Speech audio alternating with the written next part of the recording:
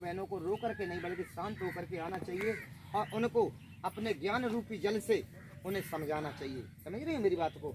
ज्ञान रूपी जल से उन्हें समझाना चाहिए। उस जलती हुई यानी आग को बुझाना चाहिए। जो आग घर में लगी हुई है, जो दुखी आग जल रही है, जो लोग माता बहनें रो रही हैं, उसको ज्ञान रूपी अपने यानी जल से उसे बुझाने का काम करें, शांत करने का काम करें, बल्कि खुद रो करके उन्हें रुलाने का काम न करें। ठीक है ना?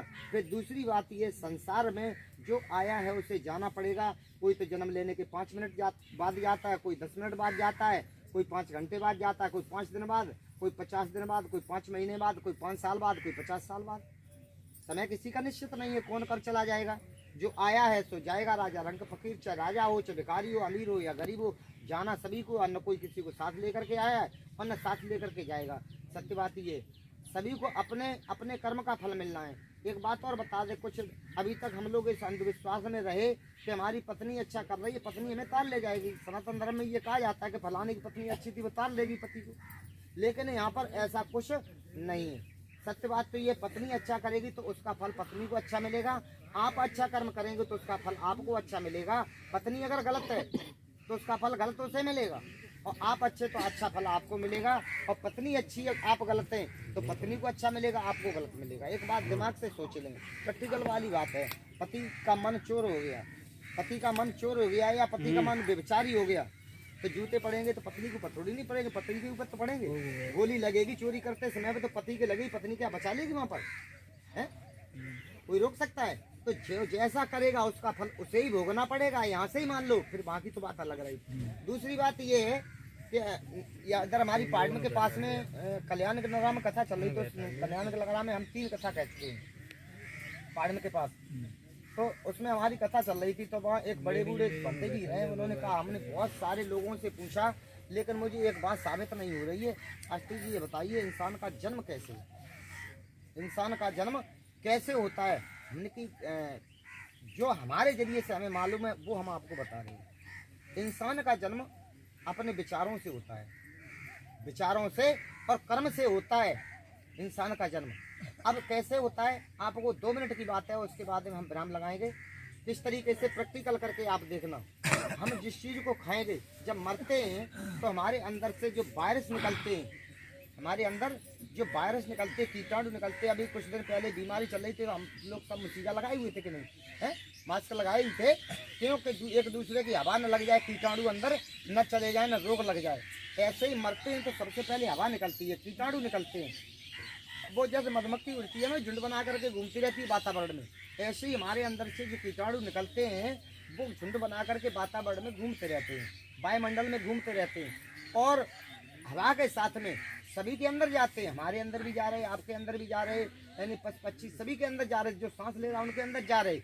लेकिन जहाँ मेल खाते वहाँ चिपक जाते हैं, और जहाँ मेल नहीं खाते वहाँ से निकल जाते हैं। इस तरीके से होता है। अब जैसे मान के चलिए, आपने हमने सुना है, वैसे हमने तो सभी को पता है कि हम ये चीज़ नहीं खाते पीते हैं, कि हमने सुना है हैबिट होती है। किसी को मुर्गे की हैबिट होती है, किसी को बकरे की, किसी को मछली की। किसी को मछली ज़्यादा अच्छी लगती है तो किसी को मुर्गा ज़्यादा अच्छा लगता है, और किसी को बकरा ज़्यादा अच्छा लगता है।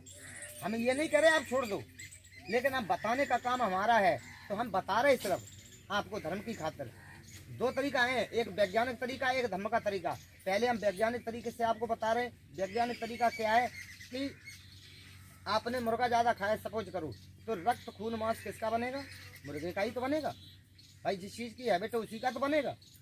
तो आपका जब आप मरे तो उसके वायरस निकलेंगे, जब तो वो मुर्गे के ही तो निकलेंगे। अब मुर्गे के वायरस निकले तो वो इंसानों के पेट में शूट कैसे करेंगे? फिर वो तो मुर्गा मुर्गी जो है उसी के पेट में शूट करेंगे, और आपको मुर्गा मुर्गी कुछ न कुछ बनना पड़ेगा। और ऐसे ही मछली या बकरा है, जिसको बकरा ज़्यादा अच्छा लगता है उसके अंदर बकरी के ज़्यादा बनेंगे। और जब मरेंगे तो वायरस तो इसी के निकलेंगे। वहीं जैसे लोहे में चुम्बक, लोहे में चिपकती है, पीतल में नहीं चिपकती है, चांदी में नहीं चिपकती है, सोने में नहीं चिपकती है लगती है। और लोहा कर दो पास में तो तुरंत चिपक जाएगी। तो ऐसे ही जिसके वायरस होते वो उसी में शूट करेंगे, वही चुकेंगे, बल में निकल जाएंगे या नष्ट हो जाएंगे। ठीक है ना? तो आप वही बनेंगे जो आपने ज़्यादा यूज किया है, और शुद्ध भोजन यूज किया है तो निश्चित ही आपको इंसान का जन्म मिलेगा। क्योंकि आपका खून शुद्ध पवित्र इंसान का है, बल्कि किसी जानवर का खून आपके अंदर नहीं है। सत्य बात। अब दूसरी बात धम्म की ओर ले चलते हैं। धम्म की खातिर क्या है कि कुछ भी सही, हमारा कितना भी प्रेम इस गाँव में या नगला गुलाल में, हमारा किसी से कभी लड़ाई झगड़ा नहीं हुआ है। अगर एक थप्पड़ किसी को मार दे फिर हम यहाँ से निकल नहीं पाएंगे, निकल पाएंगे नहीं निकल पाएंगे, क्योंकि एक थप्पड़ का बदला आप छोड़ नहीं सकते हैं।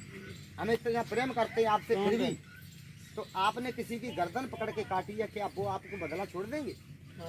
बताइए, वो भी अपना बदला नहीं छोड़ेंगे। ये धर्म की खातिर जैसा कर्म आपने किया है आपको भी वैसा ही फल भोगना पड़ेगा। आपने किसी को काटा तो आपको भी कटना पड़ेगा, ये धर्म कहता है।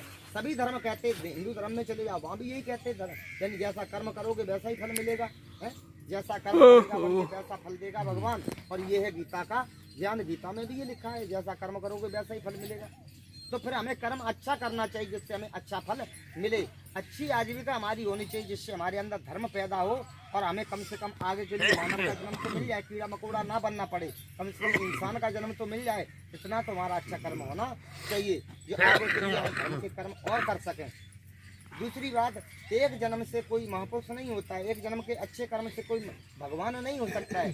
जब जन्म जन्म कर्म अच्छे लोग करते हैं तब जा करके महापुरुष बनते। भगवान बुद्ध ने 5 वर्ष 7 महीने 12 दिन का घोर तप किया, ठीक है, तब जा करके वो बुद्ध बने थे। और फिर भी उससे भी पहले 27 बार वो बुद्ध बने और 28 बार में जन्म में आकर के वो सम्यक संबुद्ध बन पाए। 27 बार तो उन्होंने अच्छे कर्म करते रहे, बहुत अच्छे कर्म करते, यहाँ तक कि अपने शरीर को भी कई बार उन्होंने दान दे दिया, अपने शरीर को दूसरों की खातिर समर्पण कर दिया। तब जा करके हम तो इतना नहीं कर पाएंगे, हम लोग इतना कहाँ कर पाएंगे कि अपने शरीर को किसी की खातिर दान दे दें, ठीक है। लेकिन फिर भी हमें भगवान बुद्ध ने जो मार्ग इतनी मेहनत से खोजा है हमें बिल्कुल फ्री में दिया है ज्ञान, और उस ज्ञान पर अगर हम चलेंगे, धम्म पर चलेंगे तो हमें जंगलों में भटकने की जरूरत नहीं है। घर पर ही धर्म है, यहीं पर धर्म है, कहीं बाहर कहीं कुछ नहीं है। आप बस अच्छे बन जाओ, अच्छे कर्म करने लग जाओ, इससे बड़ा धर्म दुनिया में कोई दूसरा नहीं है। अपनी बाड़ी कर्म को अच्छा बना लो, इससे बड़ा धर्म दुनिया में कोई नहीं है। दूसरी बात, माताओं बहनों, अगर ये चाहती माता जी हमारी प्रिय थी, हमारी अपनी थी और चाहने वाली थी, तो आप अगर खुश रहेंगी तो इनके मन को शांति मिलेगी, ये भी जहाँ जाएंगी वहाँ खुश रहेगी और आपको देख करके ये भी दुखी होंगी। इसलिए आपको दुखी नहीं होना है और नहीं बिल्कुल भी रोना है, क्योंकि अब आगे बच्चों को देखना है कि इनका भविष्य कैसे बने, कैसे सुधरे, इनकी पढ़ाई लिखाई का यानी बर्बादी ना हो। और रोने से आप अपना भी नुकसान करेंगे और बच्चों का भी नुकसान करेंगे। रोने से कोई वापस लौट करके आने वाला नहीं है, ये प्रकृति की रीत है। जो वृक्ष ये पुराने हो जाएंगे तो ये भी धीरे धीरे नष्ट हो जाएंगे, ठीक है ना। जो चीज़ पुरानी हो जाती है तो नष्ट होना पड़ता है। तो शरीर ये जब यानी फल भी अगर पक जाता है, पीला हो जाता है, तो वो अपने आप ही गिर जाता है। जब तक कच्चा रहता तब तक लगा रहता, पक जाता तो गिर जाते हैं। ऐसे ही इंसान है, इंसान भी जब पक जाता है, जब वृद्ध हो जाता है तो शरीर उसका धीरे धीरे ये जो अंदर हमारी कोशिकाएं हैं वो धीरे धीरे समाप्त होने लग जाती हैं और नई बननी बंद हो जाती हैं, ठीक है ना। तो शरीर ये धीरे धीरे छीड़ होने लगता है और नष्ट होने लग जाता है। खून जो है हमारा ये बनना बंद हो जाता है, अन्य कोशिकाएं तरक्की करना बंद कर देती हैं।